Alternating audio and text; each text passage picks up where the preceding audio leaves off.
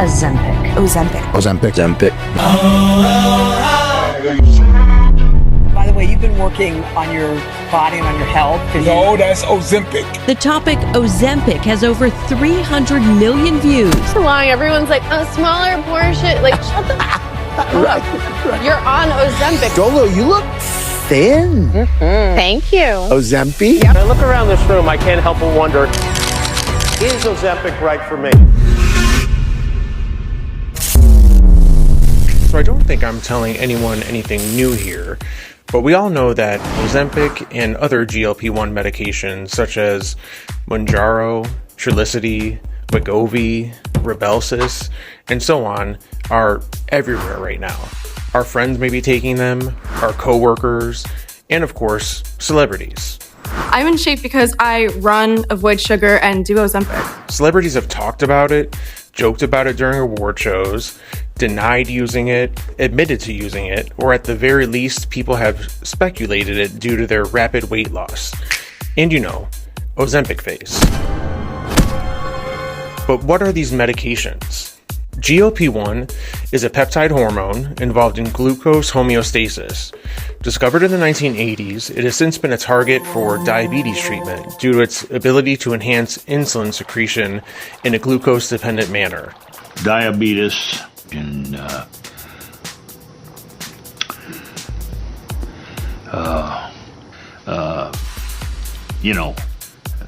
diabetes. It also inhibits glucagon secretion, which otherwise raises blood glucose levels, and this dual action makes GLP-1 an essential hormone in maintaining blood sugar levels within a healthy range. GLP-1 receptor agonists like Ozempic, Trulicity, and Victoza mimic the GLP-1 hormone's actions. By binding to GLP-1 receptors, these medications stimulate insulin release and reduce glucagon levels when blood glucose is high. The slowing of gastric emptying not only aids in glucose control, but also extends the sensation of fullness, which is a key factor in their weight loss effects.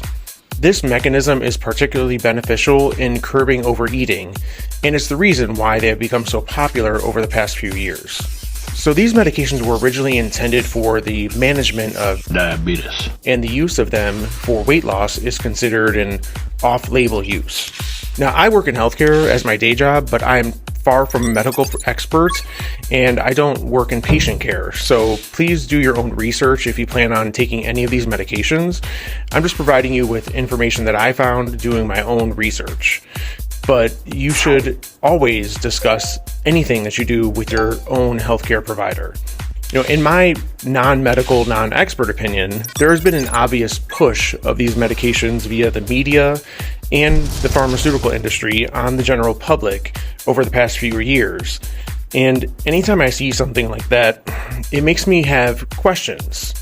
I question the motives of anyone or any organization that pushes a medication when they are relying on the manufacturer of that medication for a paycheck. The Danish company Novo Nordisk, an advertiser on this broadcast.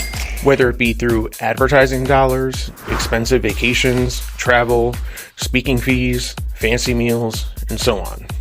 There's a push on social media, constant TV advertisements, news articles, social media posts, product placements, celebrity endorsements, and even companies who were at one time all about healthy eating, such as Weight Watchers, now pushing these weight loss medications.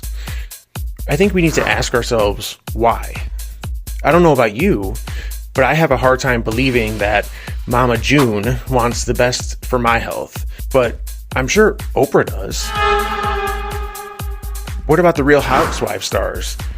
Yeah, I don't believe for a second that any of these people care about the health of any of us, but I do know one thing that they do care about. So why are these drugs so popular, and why are they everywhere? Who has their hands in it, and what are their reasons? Yes, we can all speculate that it's money, and we would probably be right, but there has to be more to it. I mean, this is not a new phenomenon. Throughout history, there's been miracle weight loss drugs and products that have been advertised to us and pushed upon society.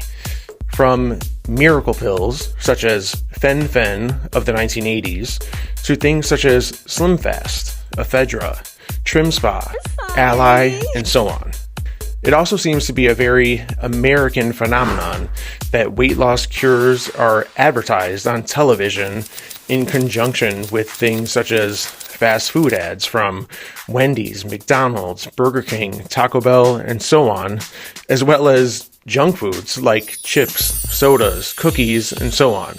God bless America.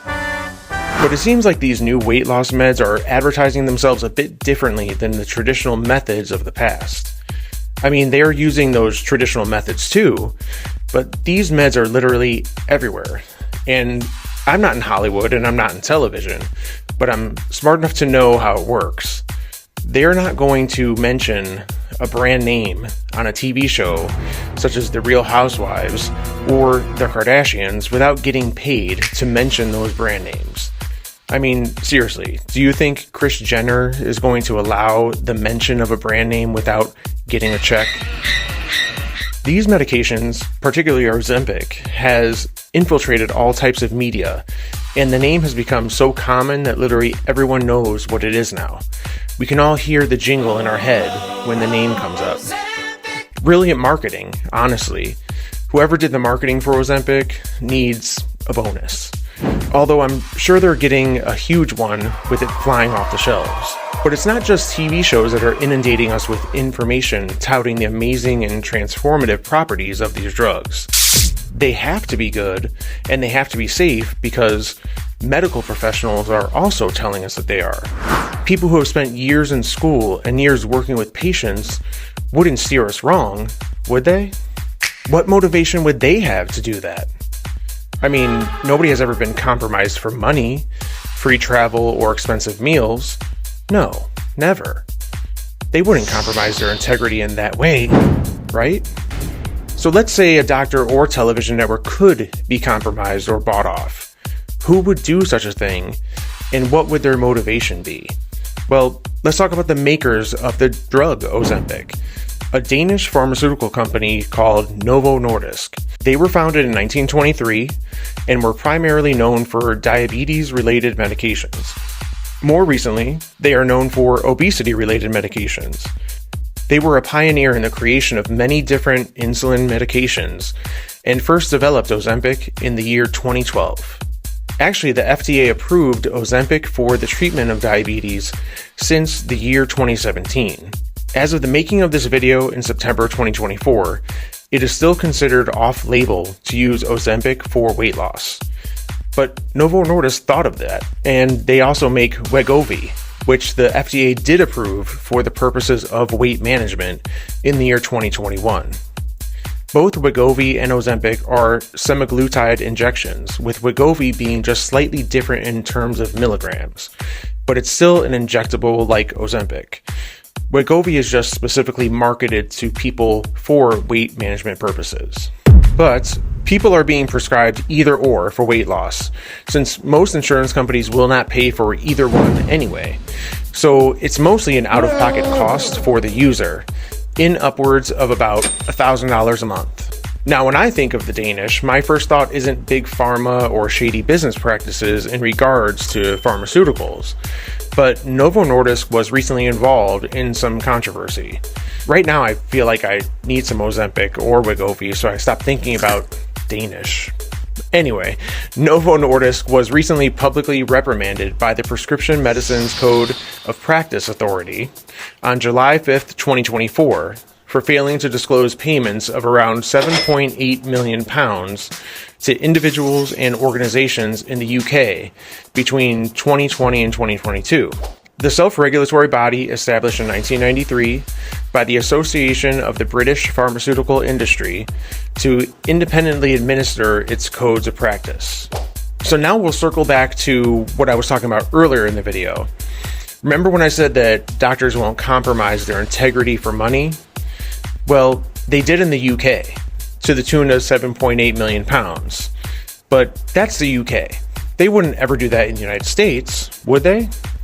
Well, let's talk about Dr. Carolyn Apovian. She was on a 60 Minutes episode touting the benefits of these miracle weight loss medications. She was also paid more than $68,000 from Novo Nordisk since 2017. Now that's just one doctor pushing a medication on national television. Surely there aren't more doing that, right? Well, Dr. Fatima Cody Stanford was also on that same 60 Minutes episode, touting the benefits of these medications as well. She was also paid almost $68,000 since 2017, with over $30,000 of that being paid in just 2022 alone. Now, I would never speculate that they have ulterior motives behind their shilling of these medications, but I'll let you come to your own conclusions.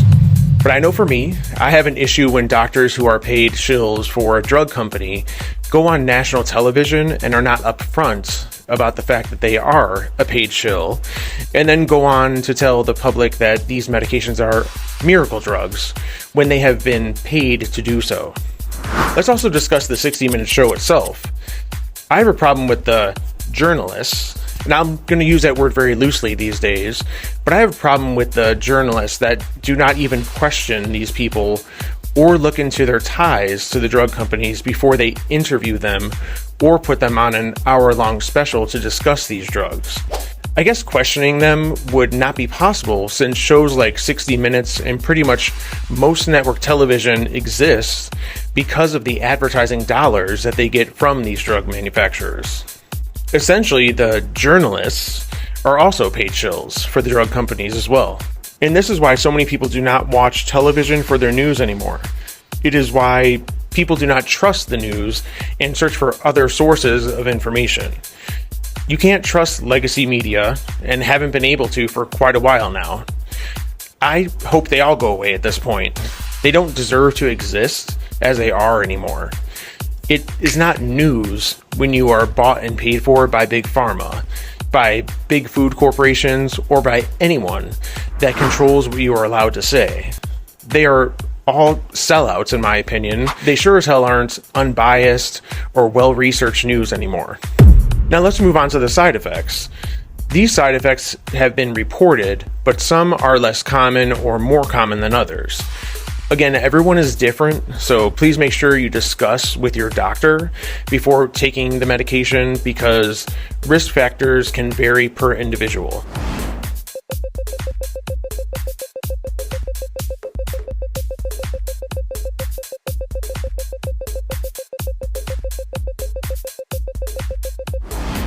These listed side effects are not to scare anyone. With any medication, side effects may occur. But we should also be aware of them since the TV doctors sure as hell aren't talking about them, and the journalists aren't even asking. But there have been people that have talked about the negative effects of these medications, and it may be a good idea to listen to all of the information that's available to us before making any decisions for ourselves. While there's been a loud chorus of praise for these medications, it's crucial to acknowledge the voices that have raised concerns. Voices that often seem to be drowned out by the overwhelming media push. There are individuals, including medical professionals and former users, who have spoken out about the negative effects of these medications. Their experiences and warnings, however, rarely, if ever, make it to the front page or to the primetime slots. There are the stories from individuals who have used these medications and faced severe side effects. These personal accounts can be found in online forums, social media groups, and less mainstream publications, but they rarely break through to mainstream media. Why? It seems that stories of success and rapid transformation sell better than tales of discomfort and regret. But is it just that these stories aren't as compelling, or is it that there's a more concerted effort to keep the focus on the potential benefits while minimizing or outright ignoring the downsides? This pattern of silencing or downplaying detractors isn't new. Historically, anytime a product or medication has garnered massive financial backing, the voices of dissent have often been marginalized. Those who have questioned the prevailing narrative are sometimes labeled as fear-mongers or dismissed as even outliers, even when their concerns are valid. This selective reporting creates a skewed perception, making it seem like these medications are almost universally beneficial for all, with only minor, manageable risks. But ignoring these voices doesn't make the risks disappear. It's important to listen to both sides, especially when it comes to our health. The stories of those who have experienced the negative effects of GLP-1 medications are as real and valid as the success stories. They offer a necessary balance to the narrative and remind us that no medication is without its risks. But as more people begin to speak out, another concerning trend is emerging. We're starting to hear that when someone stops taking these medications, the weight often comes back, sometimes rapidly. This raises a critical question. Are these drugs a sustainable solution or just a temporary fix? Weight regain after stopping the medication suggests that these drugs may not be addressing the root causes of weight issues, but rather managing symptoms. If that's the case, aren't we just delaying the inevitable? It leads me to wonder, wouldn't it be more effective in the long run to focus on teaching healthy eating habits and promoting fitness education from a young age, so people don't need these medications in the first place? Focus on getting people mental health help to assist with issues such as BED or other underlying issues that make someone turn to food for comfort. A well-rounded approach to diet and exercise has been proven time and again to not only help with weight loss, but to improve overall health. But here's the catch. Drug companies can't monetize good health. They profit when people have a dependency on their products, not when they learn to manage their weight through sustainable lifestyle changes. There is no money in educating people, so they never need the medications in the first place. And it's not just the pharmaceutical companies that benefit. Mainstream media, which thrives on these advertising dollars, also has a vested interest in promoting these medications over more natural, less profitable solutions. Without the ad revenue from these drug companies, many media outlets couldn't even survive. This dependency creates a cycle where the promotion of these medications is not just encouraged, but it's necessary for the survival of these institutions. So while the benefits of GLP-1 medications might seem appealing on the surface, we have to ask ourselves, are we trading a temporary fix for a lifetime of dependency? Is that really in our best interest, or just in the interest of those who stand to profit from it? As we wrap up this discussion, it's clear that the conversation surrounding GLP-1 medications like Ozempic, Wegovy, and others is far more complex than what we see on the surface. The media's portrayal, the involvement of celebrities, and the financial ties between doctors and pharmaceutical companies all contribute to a narrative that is heavily skewed in favor of these medications. Yet when we dig deeper, we find that there's much more to consider, especially when it comes to the voices of those who have raised concerns. It's important for each of us to be well-informed and to critically evaluate all the information available, rather than simply accepting what we see on TV or social media. These medications may be beneficial for some, they may be beneficial for you, but they come with risks that shouldn't be overlooked or minimized. So if you're interested in hearing more about the full spectrum of experiences and insights surrounding these medications, subscribe, hit the notification bell so you'll know exactly when the next video drops. Until then, stay curious, stay informed, always question narratives that are presented to you by anyone that has something to gain monetarily by pushing those narratives. And as always, thank you for watching. Once weekly, Greg Zempic will have you feeling like a new person.